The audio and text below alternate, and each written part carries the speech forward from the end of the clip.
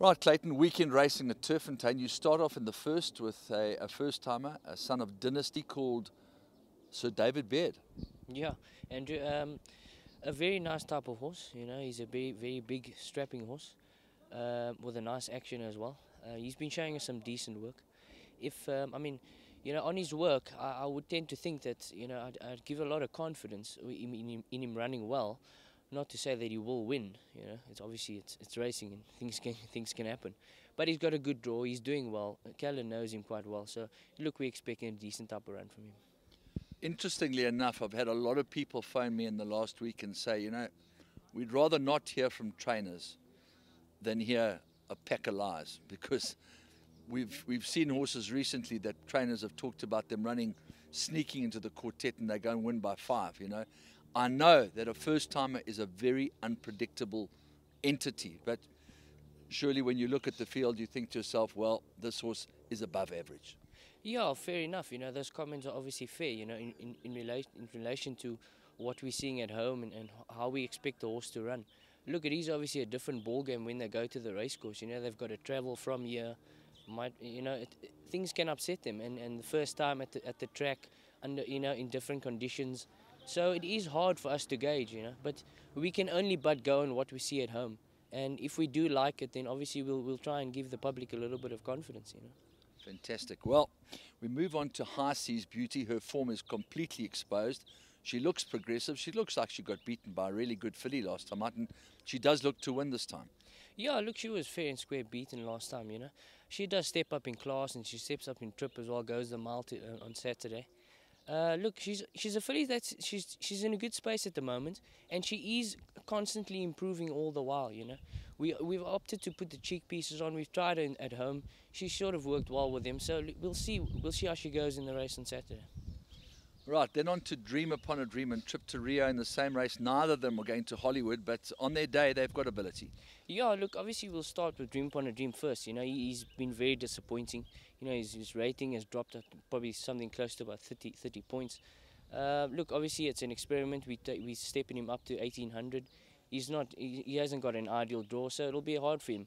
But let's see how he does over the trip. And then Trip to Rio, also a horse that's doing well at the moment. You know, he went down to Durban, came back, he's travelled well. He's also in a good space at the moment.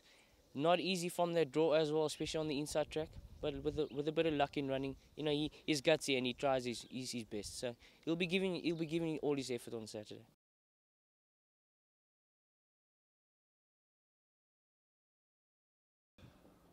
Right, not a lot of races to be around for on Saturday, but starting off in the 6th race with horse number 2 with Chase Morjan aboard, Mission Control.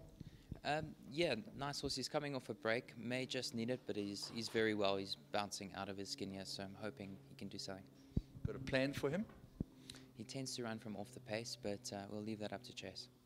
Lovely. Then on to the 8th race, where you've got 3 representatives in COLLABRO, King's King, and Trip to Troy.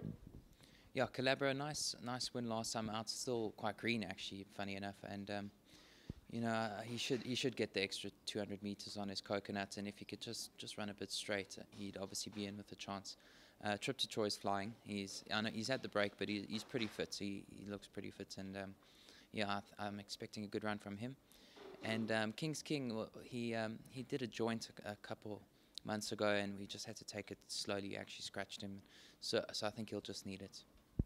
Okay, then finally in the last race, race number 9, horse number 12 is Summer Wind with Chase aboard again. Yeah, we're just putting her in really to get her going, but she's been working so well this week. I'm starting to change my tune. You know, decent draw. She looks very well. Also another one that's had a break, you know, vaccines and stuff, but she looks well.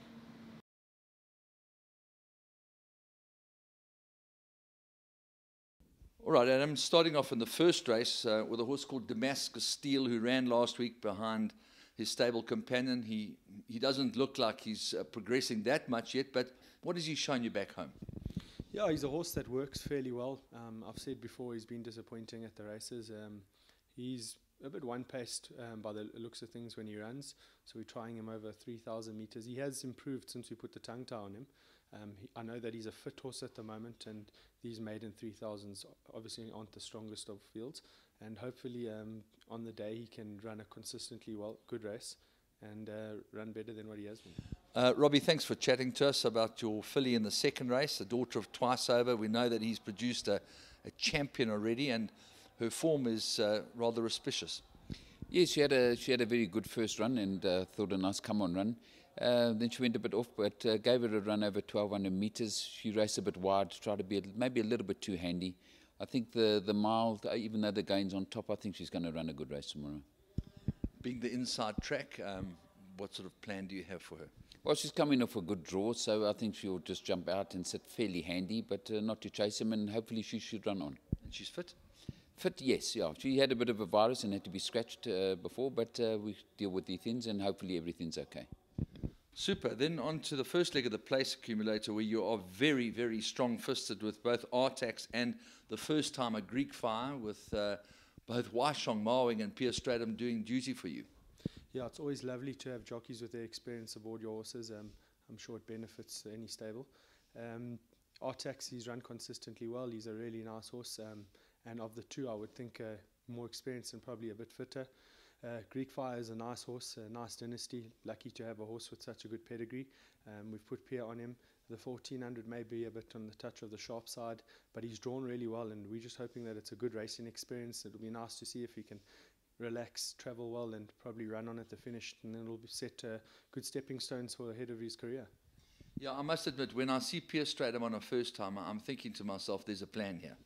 Yeah, the plan with him being a dynasty, we always know that there's probably going to be more to come. So there's no pressure for him to win first time out. And the owner, Glenn Morris, what a great guy to train for. He's really patient with his horses, and he understands racing really well. So it's just nice that we're all on the same page with this horse, that we want this to be a good experience and hopefully for bigger things to come in the future. Lovely. Now, many years ago, when you were probably still at school, Dean Maroon used to train a very good horse called Levendi. So this fella's got a bit of living up to do. Oh, I wasn't aware of that. But yeah, he's a nice horse. He looks like he also wants a bit more ground. I think the 1200 will just be a nice experience for him, not really expecting much at the moment. Okay, and then Pierre Stratum finds himself on Angel's Power, number 2 in race number 5. Yeah, Pierre gets on exceptionally well with Angel's Power. Hasn't done much wrong on the horse. He's run on the poly track on July Day. Was a little bit disappointing, but it was poly track, 1,000 meters. I think they got a little bit quick there and ran him off his feet, sort of. Maybe also he was a little bit tired. He had a few runs on top of him. We have freshened him up. He is taking on a strong field. It'll be nice to see Angel's Power running back into his consistent ways. And of course, ISPHAN, you've always had high hopes for him, and he's now really starting to deliver. Yeah, he is starting to deliver, but I must say, I think the handicappers have got hold of him again. He was a horse that was high rated early on. The minute he dropped down into the low 80s, we managed to win another race with him, and he got 6 points. And then luckily, because we try and keep our horses in good condition and bring them to the races with always a fighting chance, he managed to win another start, and he got another penalty. So he's taken abuse from the handicappers, I think, in his last 2 wins. They obviously know what they're doing, and I hope that they're right and that he can win another race. If not, hopefully they're fair on the way they assess his run if he doesn't run accordingly. Yeah, I guess to a large extent, that's the very nature of placing horses. But one thing's for sure, he's got his confidence. He definitely has got his confidence. He's a horse that's been training well and running well at the moment, and it'll be nice to see him be competitive in this type of field. Lovely. Then race number 7 sees a filly called SHATOOSH. She's certainly got lots of ability. Yeah, SHATOOSH she's a really consistent filly. We've always said that from a young horse that we quite liked her.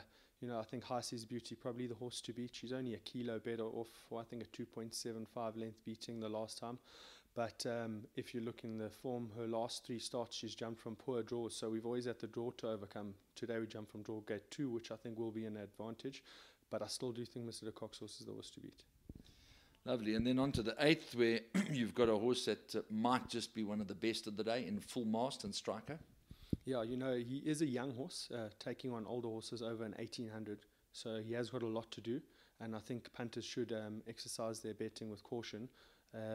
But he's a horse that we think a lot of. And if he could be competitive, or if not win a race like this, I think our mindset to where we're going to take him for the 3-year-old season, we'll have a good plan ahead of us. Lovely. Then the last of the afternoon, race 9, number 10 is Mrs. Barder and Calvin Habib. Yeah, she's been a bit disappointing. She broke her maiden quite well. She is a filly that has had her niggles. She has got a wide draw to overcome. I don't think it's the strongest field in the world, but I think she's got a lot of horses to beat. If she can run into the money, we'd be really happy with her.